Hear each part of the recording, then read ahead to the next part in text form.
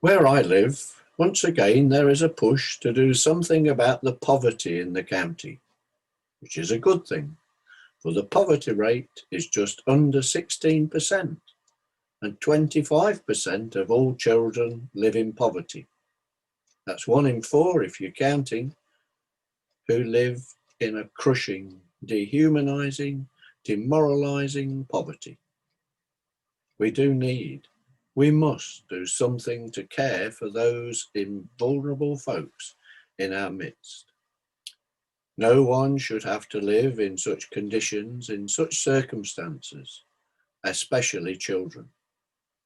And in typical fashion, the way to do something means forming a group, a task force, a commission, a committee with some sort of well-intentioned name, with a mandate to come up with solutions.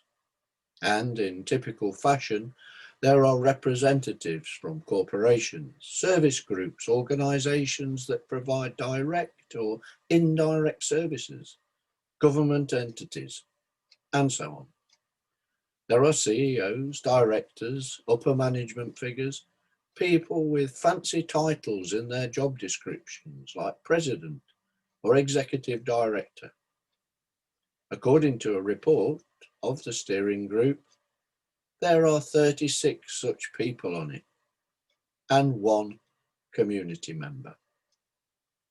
I'm not knocking any of these folks or impugning their motives, but I have served on such groups and been around such commissions, task forces, working groups, whatever you want to call them.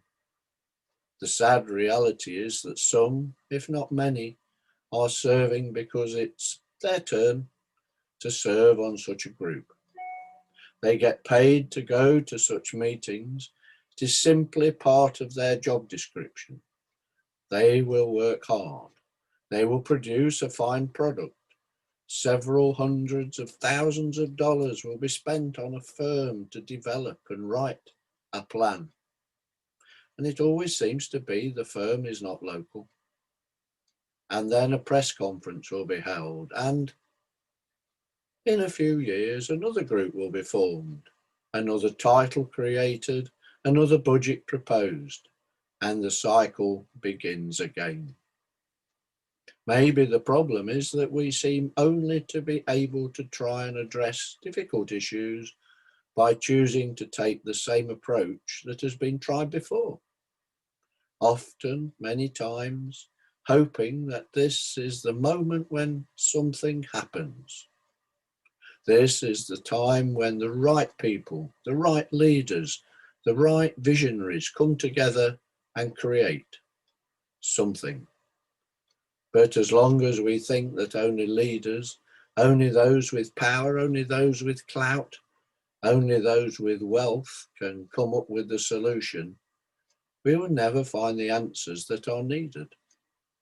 As long as the choice is intentionally made to leave the people who live in poverty, the people who make minimum wage or less, the people who hear their hungry children crying themselves to sleep, the people who have been broken by the circumstances which they find themselves living, yet are willing to do whatever they can to change these circumstances.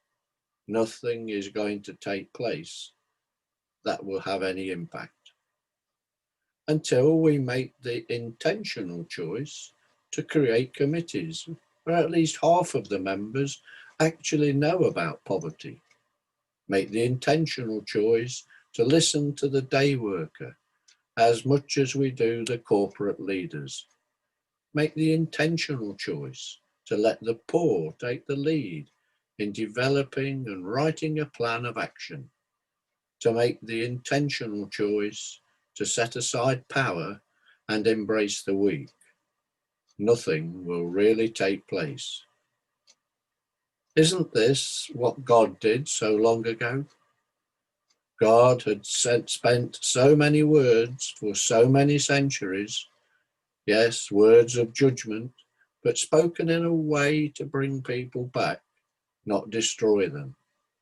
God had sent so many people those we call prophets, who with songs and words and symbolic actions sought to remind people of God's love for them, of God's hopes for us.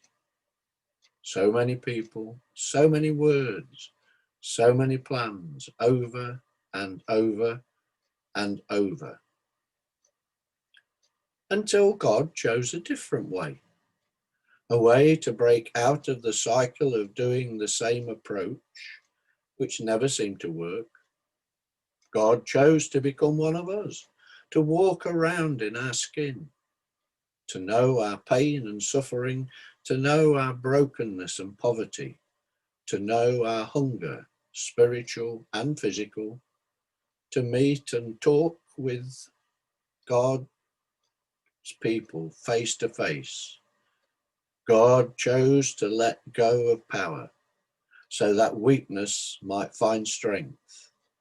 God chose to let go of riches so the poor might be given a voice. God chose to let go of glory so hope might show us the way. God chose to let go of what didn't work in order to find the way that could. C is for choice.